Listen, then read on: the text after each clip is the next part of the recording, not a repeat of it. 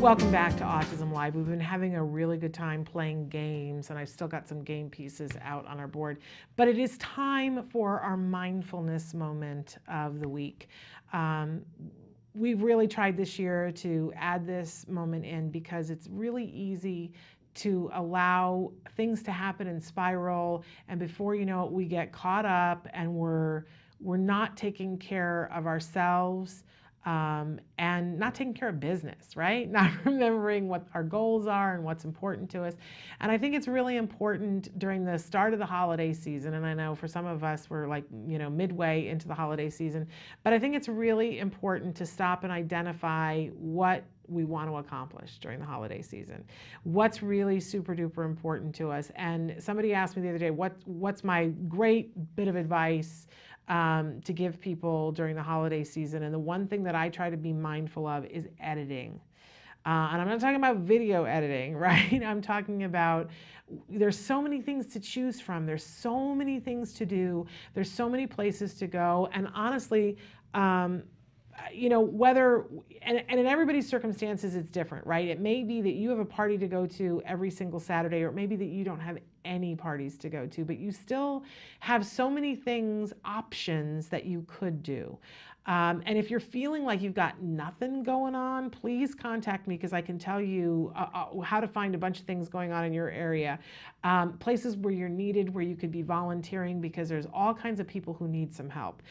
But we don't want to get overwhelmed with that, right? Because honestly, you and I could volunteer every single day from now until Christmas, and until the new year, into Valentine's Day. We could volunteer and do things and run ourselves ragged. I think it's important to identify how you want to spend this holiday season. So spend a little time with yourself and ask yourself, what is this last month of this year going to be like for me? What's my main focus going to be? And it may not be the holidays. This might be the month when you take the best care of yourself that you possibly could. Or this might be the month that you find a way to give back to other people. But identify what your focus. For some of you, it's going to be working towards getting services. The first year that my son was about to be diagnosed, I remember it was December 1st, and we made the phone call to Regional Center and said, we need help. We think maybe he has autism. We made the appointment to get the developmental pediatrician, but it wasn't until the first week in January.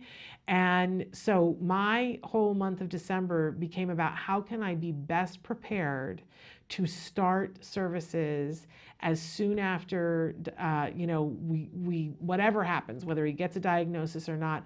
That was my focus for that year. I think it's important to just go, okay, what do I want to have accomplished by the end of this month?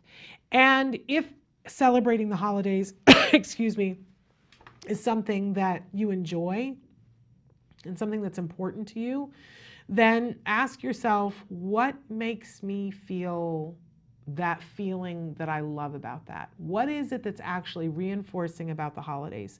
Because a lot of times we go through the motions on a whole bunch of stuff that isn't reinforcing. If what's reinforcing is getting to be around other people, then and getting to see friends and family that you haven't gotten to see for a while, then do that. Focus on that. How am I going to make that happen? And stuff that doesn't fit that, then you either don't do that or do less of it. If being around people is stressful to you, then that shouldn't be your focus. If baking is the thing that makes you feel like you're in the holiday mood, then instead of going to parties, maybe you bake things for your family and for other people's families. But instead of feeling like you have to do it all, think of editing.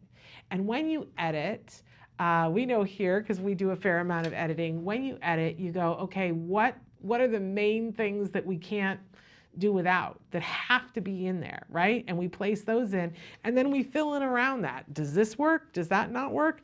But what's the story that we want to tell?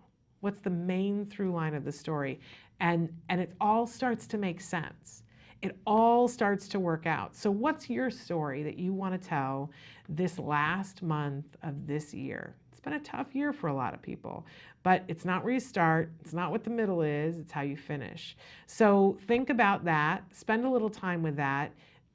Make yourself a postcard or something that defines what are the things that you want to accomplish just for this month. Try it. And then when somebody asks you, hey, do you want to do this, or can you come to this, or whatever, and you start to feel that, I just feel like I got so much to do. I'm on a treadmill. I don't know what's coming, whether I'm coming or going. Stop and ask, okay, was it on my list of things that I really wanted to do? Because if it's not, maybe I just let it go.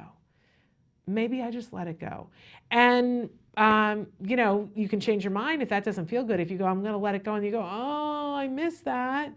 You can change your mind, right? It's totally okay to change your mind. But if you feel relief of, oh, I'm not going to do that, honor that. That's a great way to spend the last month of this year.